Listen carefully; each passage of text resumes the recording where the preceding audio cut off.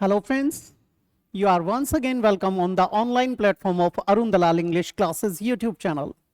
And today we are going to shift on our fifth exercise of previous year questions of sentence improvement or phrase replacement. So here your assignment is on your screen and here we go with its first sentence. ध्यान देंगे please.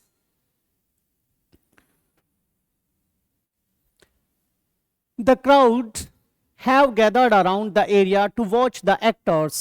बेटे यहां पर who या what लगाकर question पूछिए. What has gathered around या who has gathered around, तो आपके पास क्या आता है? क्राउड. जो ये क्राउड है ये कलेक्टिव नाउन है और ये सिंगल यूनिट में यूज किया गया है. ये कलेक्टिवली यूज हुआ है ना कि मल्टीट्यूड के रूप में. तो सिंगुलर सब्जेक्ट के साथ सिंगुलर वर्ब आता है, प्लूरल सब्जेक्ट के साथ प्लूरल वर्ब आता है. इसका मतलब हैव तो आ नहीं सकता, ये गलत हो गया. ये गलत हुआ तो हमने डीप ऑप्शन को एलिमिनेट कर दिया.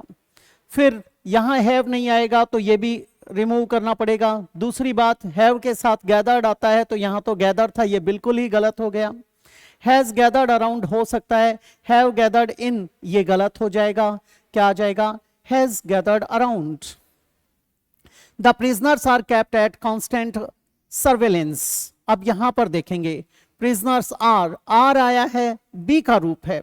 बी के साथ आप क्या लगाते हो? वर्ब का थर्ड फॉर्म कब? जब आप पैसिव वॉइस की बात करते हैं.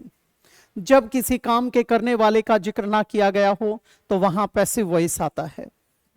यहां पर आर के साथ थर्ड फॉर्म आएगी, कैप्ट आएगा. यहां भी कैप्ट, यहां भी कैप्ट, यहां भी कैप्ट, यानी ये तो ठीक है.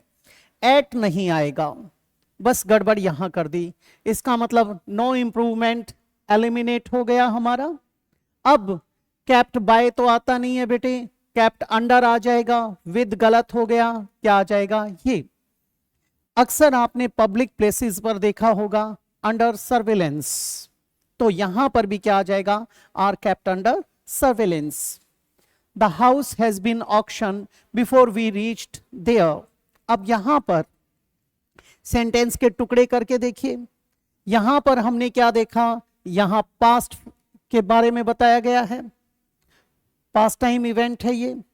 दूसरी बात, यहां पर जो कंजंक्शन आया वो बिफोर दे रखा है.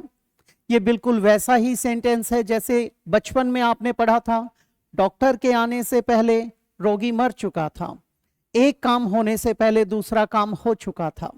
दूसरी बात, यहां पर प्रेजेंट लिखा, यहां पर पास्ट लिखा, कॉम्बिनेशन गलत हो गया. यहां तो बात बिगड़ गई. बात बिगड़ गई तो नो सब्स्टिट्यूशन रिक्वायर्ड तो हमारा एलिमिनेट हो जाएगा. अब बात आई आगे की, वॉज ऑक्शनिंग. बेटे या तो दूसरी बात, यहां पर हमें क्या चाहिए? पैसिव वॉइस चाहिए. हाउस किसी को ऑक्शन कर रहा था, नीलाम कर रहा था, ऐसा थोड़ी ना हो सकता है, तो बी भी गलत हो जाएगा. दूसरा, हैज बीन ऑक्शनड और हैड बीन ऑक्शनड. अब यहां पर हमें देखना है ये क्यों नहीं आ सकता? हैज के साथ बीन आया, बीन के साथ थर्ड फॉर्म आनी चाहिए थी, ये गलत हो गया हमारा यहां से. अब हमारे पास दो एलिमिनेट हो चुके हैं. अब हमें देखना क्या है? आगे देखना है. अब ये पास्ट में होना चाहिए था, इसको देखते हुए तो ये पास्ट है, ये प्रेजेंट है, ये भी एलिमिनेट हो जाएगा. क्या आ जाएगा? Had been auctioned. नेक्स्ट है Sonia as well as her friends. अब यहां पर आपने क्या देखा? जिस सेंटेंस के अंदर as well as, with, along with, together with, and not, besides, in addition to आदि आ जाए तो उसमें क्या देखा जाता है? उसमें पहले सब्जेक्ट को देखा जाता है. आपको क्या बताया गया था कि ये जो बाद वाला होता है, जैसे हर फ्रेंड्स आया, ये तो एक तरह से बॉगी है, डिब्बा है, कंपार्टमेंट है. इंजन कौन है? सोनिया. अब सोनिया के हिसाब से क्या आ जाएगा? यहां पर सिंगुलर आना चाहिए क्योंकि सोनिया सिंगुलर सब्जेक्ट है, तो हैव नहीं हैज आना चाहिए. अब ये गलत हो गया.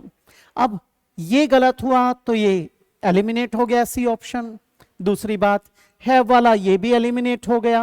अब हमारे पास हैज गॉन ऑन आ सकता है, आर गोइंग तो आ नहीं सकता, ये भी गलत हो गया.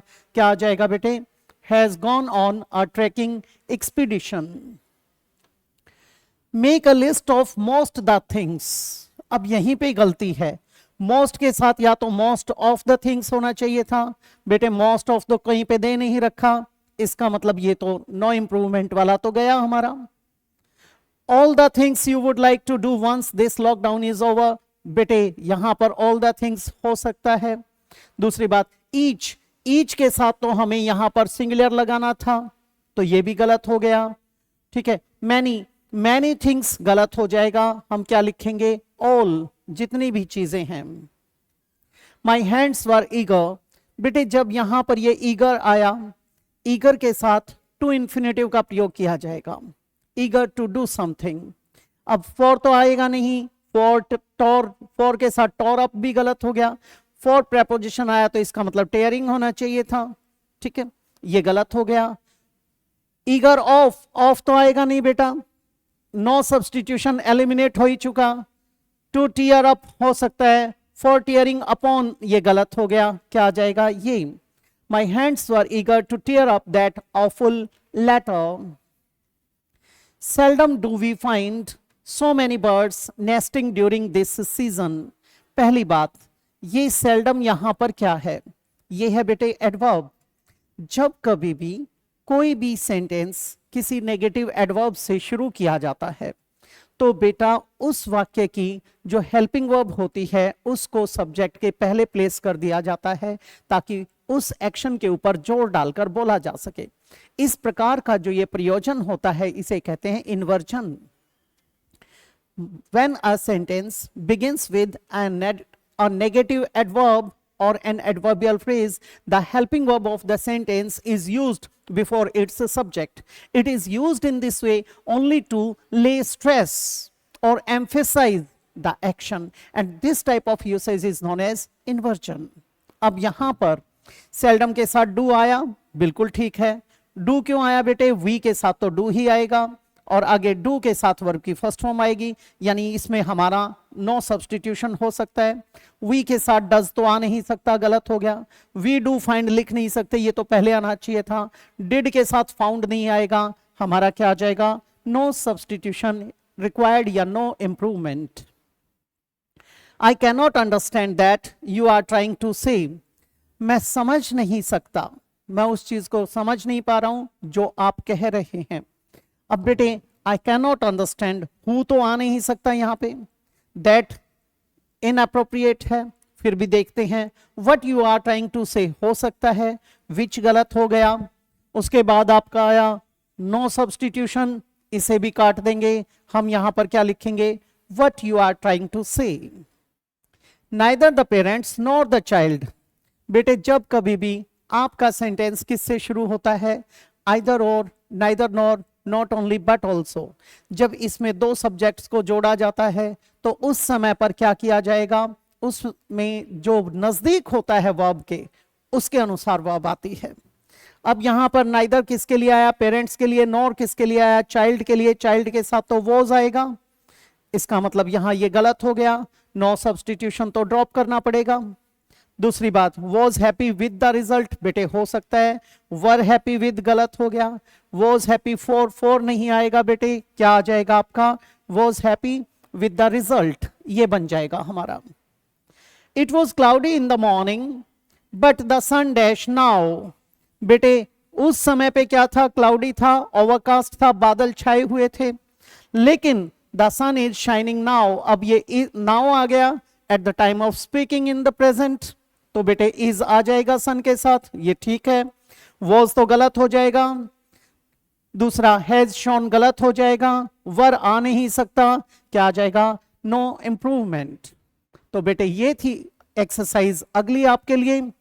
आगे किसी और एक्सरसाइज के साथ फिर से आऊंगा, इसी के साथ इजाजत चाहूंगा। नमस्कार दोस्तों।